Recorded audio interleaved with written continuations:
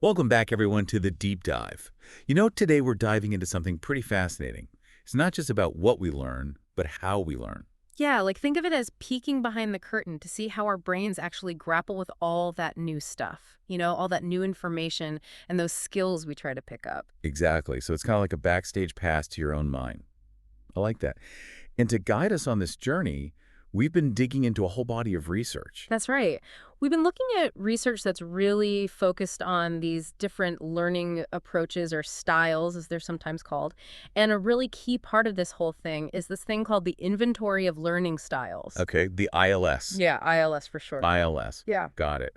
So that sounds like a tool to help us map out our own internal learning landscape. Yeah, it's like a snapshot of how you approach learning. I like that, a snapshot. So what exactly does it look at? What are the key things it measures? It looks at four main areas. So first, there's your cognitive processing. Okay, cognitive processing, Yeah. like how you actually think about and process information. Exactly. Like, are you someone who likes to connect ideas or break things down step by step? Okay. So deep thinking versus maybe a more structured, linear approach. Right. Or maybe you're all about finding practical applications. So the how can I use this in real life kind of learner. Exactly. And then the second area the ILS looks at is your metacognitive regulation. Now, that's a mouthful, metacognitive regulation. Yeah, it's a bit of a tongue twister, but think of it as how you manage your own learning process, like how you plan and monitor and, adjust as you go. So are you a meticulous planner with your study schedule? Or are you more spontaneous? Kind of like a go-with-the-flow learner. Yeah, exactly. And then the third thing the ILS explores is your conceptions of learning. Conceptions of learning. So like your fundamental beliefs about what learning actually is. Right. So do you see learning as just absorbing facts? Or do you see it as something more active, like building understanding? Interesting. And then lastly, And finally, the ILS dives into your learning orientations. okay, learning orientations. So that gets into the why behind your learning. Exactly. What drives you? What are your goals? And, even your anxieties when it comes to learning. This is fascinating stuff Mhm. because I think we all have these underlying beliefs and motivations about learning, but we don't always consciously think about them. Yeah, that's the thing, right? We don't always realize how much they're shaping our experiences. And that's really what we want to do today. We want to take all this really insightful research and make it practical for you, our listeners. We want to give you a shortcut to understanding these different learning patterns and maybe help you recognize your own tendencies. Yeah, because when you start to see these different ways of learning, you can start to understand why certain approaches just click for you better than others. And maybe even explore new ways to, kind of supercharge your own learning. Absolutely. And before we get too deep into this more comprehensive view of learning, it's worth mentioning that there were actually some earlier theories about how people learn, right? Uh-huh. Oh, yeah, absolutely. Earlier models tended to look at specific pieces of the puzzle. Okay. So, like, one example is Pask's work. Okay. He talked about serialist versus holist learners. Okay, serialist versus holist. What's the difference there? So think of it this way. A serialist learner, they like to go step by step. Like they really want to master all the little details before seeing the big picture. The detail-oriented folks. Yeah, exactly. And then you have the holist learners. They're more about understanding the overall concept first. Like they need that framework to make sense of the details. So big picture first, and then fill in the blanks. Right. And then Martin and Celio, they introduced these ideas of deep and surface learning. Okay, deep versus surface. We hear those terms a lot. What do they really mean? Well, deep learning, it's really about understanding the meaning and making connections. It's not just memorizing facts. Right. You're not just trying to parrot back information. You're trying to really internalize it and understand the why behind it. Yeah, exactly. And then surface learning, it's more focused on, just rote memorization, kind of learning for the test, if you will. Okay, so deep learning is more about that lasting understanding, that aha moment. Surface is more about just getting by. Right. And then Biggs, he took these ideas and he added an achieving approach. An achieving approach. So that brings in the element of motivation. Exactly. Like, Yeah. what's driving you? Are you trying to really understand the material or just pass the class? Or maybe you're all about getting the best grade possible. So it's about those different goals that students might have. Some are intrinsically motivated, some are more extrinsic. Right. And then you have researchers like Weinstein and his colleagues. They brought in the whole idea of metacognition. Metacognition. Yeah, which is essentially about being aware of your own thinking process, like understanding how you learn best. So it's like thinking about thinking, Yeah. being aware of your own mental processes and how they work. Exactly.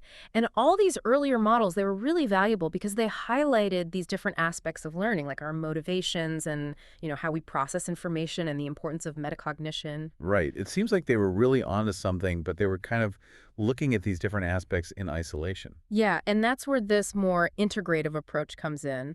The research that we're focusing on today, it tried to bring all these pieces together to see how they interact and influence each other.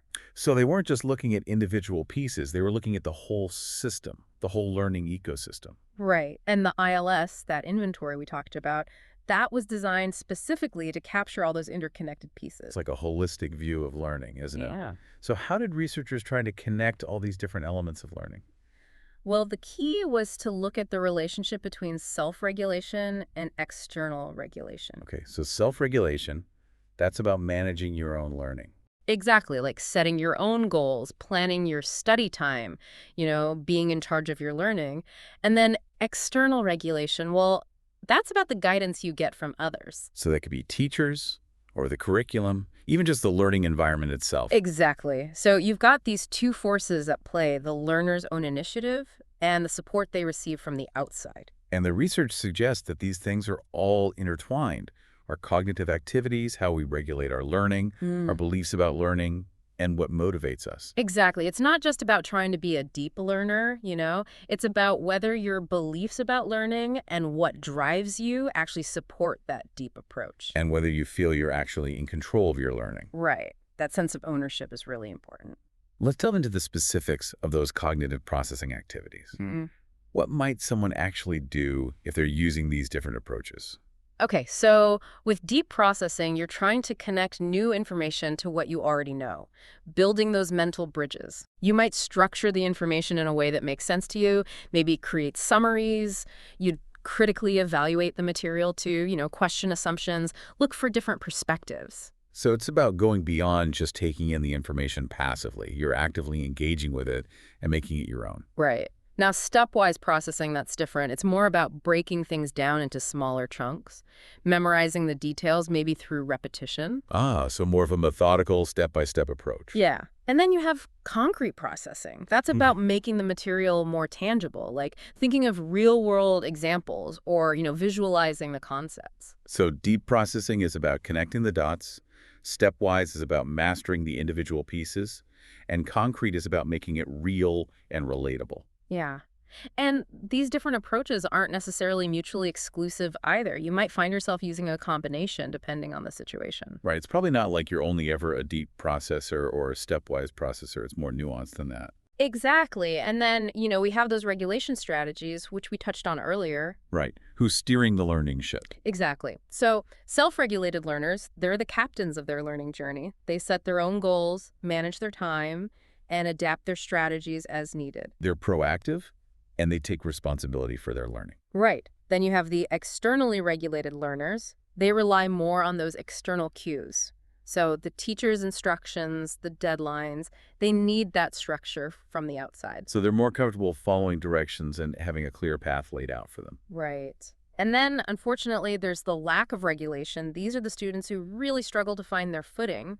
They might not be great at self-directing, but they also don't utilize the external support effectively. Ah, they're kind of stuck in the middle, not really sure how to navigate their learning. Yeah, and that can be really challenging for those students. Now let's talk about those conceptions of learning. These are like our fundamental beliefs about what learning is all about. Right. Like at the most basic level, what do you think learning is? Do you believe that it's just about filling your head with facts?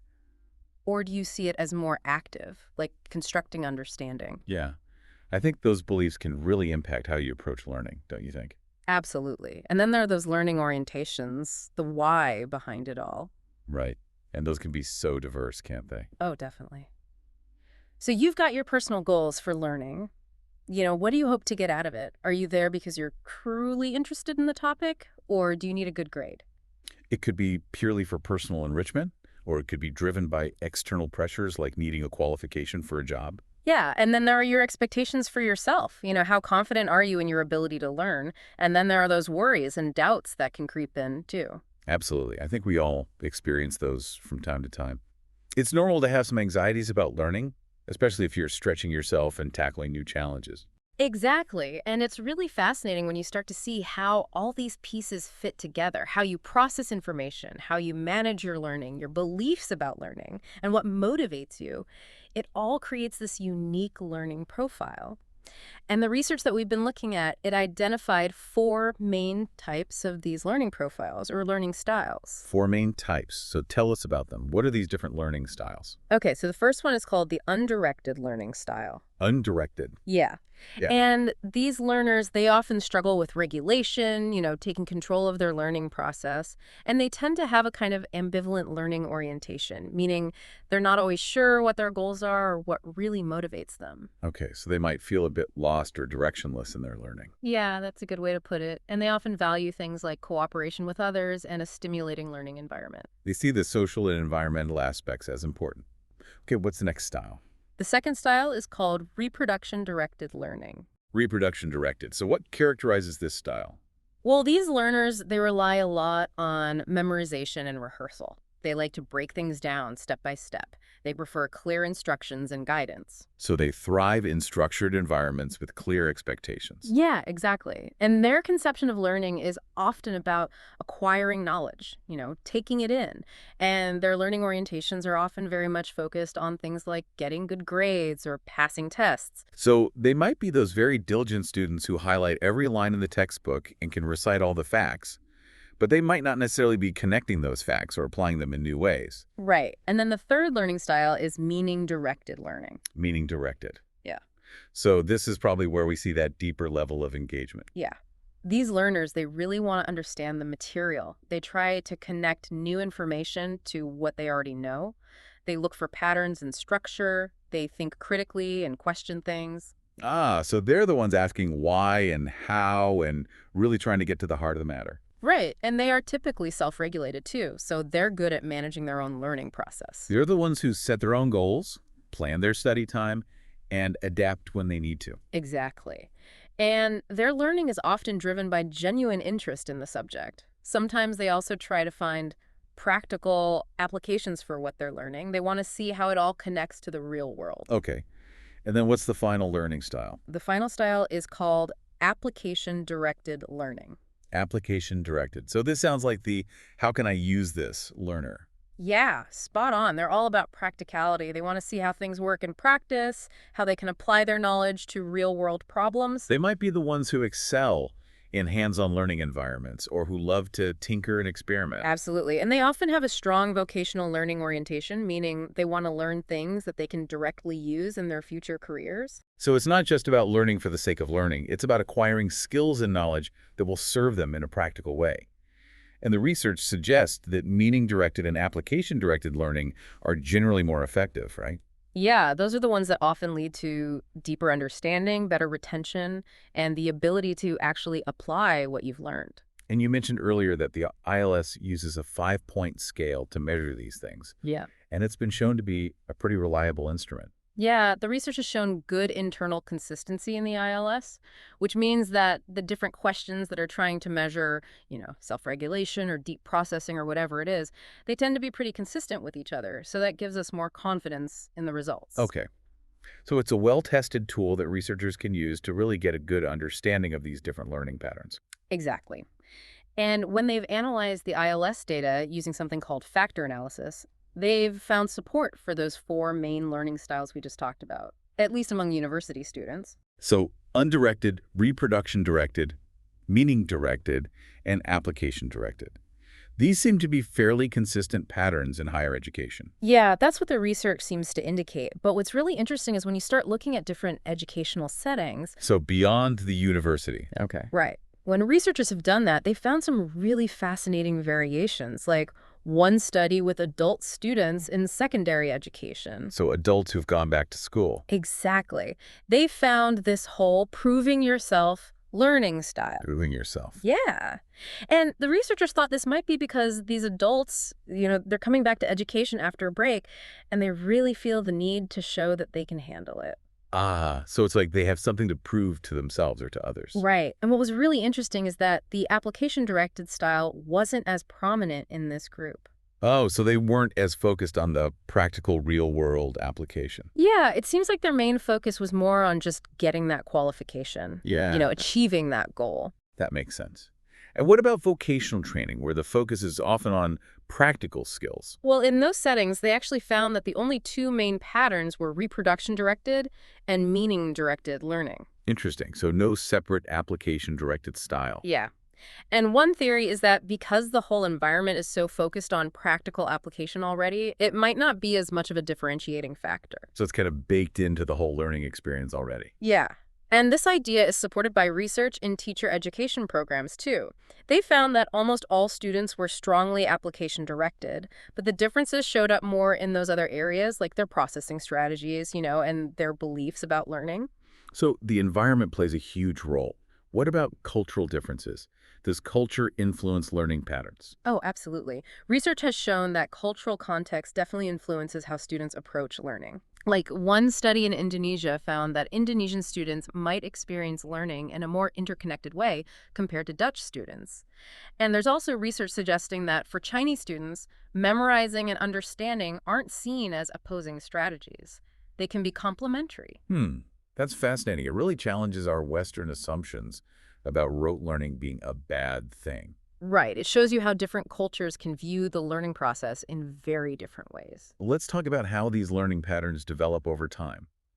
Do they become more fixed as we go through school? Well, the research suggests that it's a bit of both. There's some evidence that in younger students, the different components of learning aren't as clearly differentiated. So they might not have the same level of awareness about their own learning processes.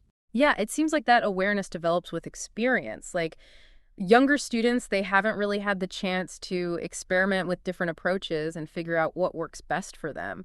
And that as we get older, those patterns become more defined. Exactly. And there's also this idea of friction and acclimation that happens when you move to a new educational stage, like starting university. Ah, yeah, that makes sense. It's like you're entering a whole new learning landscape and you have to adapt. Right, and that adjustment period can sometimes blur those learning patterns. Ah. Students might realize that their old ways of doing things don't work as well anymore, so they have to experiment and find new strategies. So it's not just about age, it's also about the specific context. And once these patterns are established, how stable are they? Can they change? Well, the research shows that they're relatively stable, but not completely fixed. Like, you're likely to have a dominant learning style, but it can evolve over time. It's not like you're stuck with it forever. So there's hope for all of us, even if we haven't always been the most effective learners. Absolutely. And what's really interesting is that research has also shown that even though students tend to have a dominant learning style, they do adapt their strategies depending on the specific course or subject they're taking. So they might use different approaches in a history class versus a math class, for example. Yeah, exactly. But there's still this underlying consistency in their overall approach to learning. So it's like there's this interplay between individual preferences and the demands of the specific It's context. a dynamic process, not static. Mhm. Now, we've talked about this idea of dissonance in learning processes, and I'm really intrigued by that. What exactly is dissonance in the context of learning? So dissonance, it's like when different aspects of your learning don't really align. Okay. Like maybe your motivations clash with the strategies you're using, or your beliefs about learning don't match up with the demands of the learning environment. So it's like an internal mismatch that can create friction. Exactly. And this dissonance can actually impact your learning outcomes. Like one study found that students who tried to self-regulate but relied on surface-level processing strategies or vice versa didn't do as well. It's like trying to fit square pegs into round holes. Exactly. And dissonance can also lead to those negative feelings about learning, like frustration or dissatisfaction. Like if you believe deep down that learning is about understanding, but you find yourself just memorizing facts, well, that can create a sense of internal conflict. Yeah, it feels inauthentic to how you really want to be learning. It can make you feel like you're not really getting it, even if you're technically doing well in the class. Exactly. So it's not just about the cognitive side of learning, it's about the emotional side too. And it can really affect your overall motivation and enjoyment of the learning process. Now, I'm curious about how these learning patterns might relate to our individual personality traits. Yeah, well, there's been some really interesting research on that. Like, they found some links between learning styles and those big five personality traits. Openness, conscientiousness, things like that. Okay. So, for instance, meaning directed learners, They tend to be more open to new experiences, while reproduction-directed learners are often more conscientious and agreeable. So those who are more detail-oriented and like structure might be more likely to fall into that reproduction-directed pattern. Right. And undirected learners, well, they showed some connections to neuroticism. And application-directed learners, they were often more agreeable, open, and conscientious. So it's not a perfect one-to-one relationship, but there are some interesting correlations between personality and learning styles. What about our epistemologies? Those are our beliefs about knowledge itself. Well, research has shown that there are definitely some connections there, too. For example, reproduction-directed learners often have a more dualistic view of knowledge. There's right and there's wrong. But meaning-directed learners tend to see knowledge as more complex and contextual. They're comfortable with ambiguity and multiple perspectives. And interestingly, a more absolutist view of knowledge was also associated with the undirected pattern. Hmm, that makes sense. If you see knowledge as black and white, you might not see the need to engage in deeper processing. But if you see it as more nuanced, well, then those deeper learning strategies become more appealing, don't they? Exactly. And then there's the whole question of gender differences. Some studies have found that men tend to score a bit higher on undirected learning, while women score a bit higher on reproduction-directed learning. Interesting. But it's important to remember those are just averages. Yeah. It doesn't mean that all men are undirected learners or all women are reproduction directed. There's huge variation within each gender. Oh, absolutely. Individual differences are always more important than group averages. And we've already touched on the impact of the learning environment, but I think it's worth emphasizing just how influential it can be. Like, research has found that meaning-directed learning is more common in fields like the social sciences and humanities, among older students, and in distance learning. Hmm. While reproduction-directed learning tends to be more common in fields like economics and law, and among students with lower prior education. Interesting. So certain fields might subtly encourage certain learning patterns. Yeah, it's not just about the student, it's about the context, too. And even the teaching methods can make a big difference. Right. A very traditional lecture-based approach might inadvertently encourage more surface-level learning. Yeah, while a more active, student-centered approach might foster those deeper learning patterns. So as educators, it's really important to be mindful of these dynamics and how we might be influencing our students' learning approaches. Absolutely. And then, of course, the million-dollar question: how do all these learning patterns relate to actual learning outcomes? Like, do certain styles lead to better grades or deeper understanding? Right. Does it actually matter? Well, the research suggests that it really does. Deep learning, not surprisingly, is linked to better academic outcomes, while that undirected style, where students are struggling to regulate their learning and don't have clear goals, that's often associated with lower achievement. Makes sense. So if you're feeling lost in your learning, it might be time to step back and reevaluate your approach. Yeah, maybe seek some guidance from teachers or mentors. And in terms of those other two styles, meaning directed and application directed, well, they both have their strengths. Okay. Meaning directed is great for developing that deep understanding and making connections. And it's often linked to better performance on all sorts of exams, from factual recall to application of knowledge. It's about making the material meaningful and relatable. Right. And application-directed learning, well, it's really valuable for developing those practical skills. But traditional assessments, especially in higher education, they don't always capture those skills adequately. So even if you're a great application-directed learner, it might not always show up in your grades. That's an interesting point. It raises the question of whether we're really measuring the most important things, doesn't it? Absolutely. And that's why a lot of researchers are calling for more authentic assessments, assessments that actually measure those real-world skills. Right, because at the end of the day, it's not just about passing exams. It's about developing the knowledge and skills that will serve us in life. Mhm. So what can educators do to actually help students develop those more effective learning patterns? Well, there's a whole field of research focused on something called process-oriented instruction. And the basic idea is to integrate the teaching of content knowledge with the teaching of learning strategies. So you're not just teaching what to learn, you're teaching how to learn. Exactly. And the research suggests that this can actually make a big difference. Like, one study found that students who participated in interactive learning groups, specifically designed to promote deeper learning, actually showed improvements in their learning approaches and their exam performance. So it's not just a feel-good approach, it actually gets results. Yeah, and there's evidence that process-oriented instruction can help students develop their metacognitive skills too, like becoming more aware of their own thinking processes and how they learn best. And it can even shift those underlying beliefs about learning. So students who might have a more fixed, surface-level view of learning can actually start to see it as a more active, constructive process. Exactly. And that's really encouraging because it suggests that we can help students develop those more desirable learning patterns, the ones that will benefit them throughout their lives. So to bring this all home for our listeners, what's the key takeaway from all this research on learning patterns? I think the most important thing is to realize that how you approach learning is just as important as what you learn. And understanding those different learning patterns, taking some time to reflect on your own tendencies, that can be a really powerful tool for improving your learning, no matter what you're trying to learn. Absolutely. It's like becoming the architect of your own learning journey.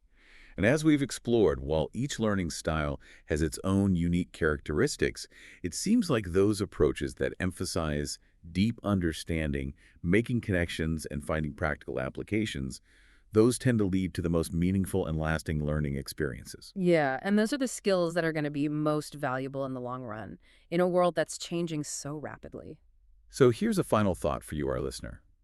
Which of these learning patterns resonated most with you?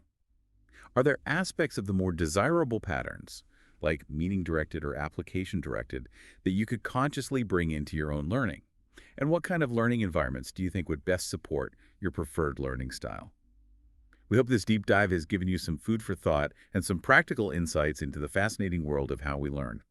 It's a journey of self-discovery that can empower you to become a more effective and joyful learner, no matter what challenges you choose to take on.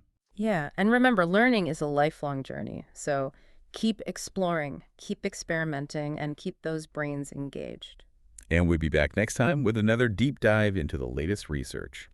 Until then, happy learning, everyone. Yeah, see you next time. Bye for now.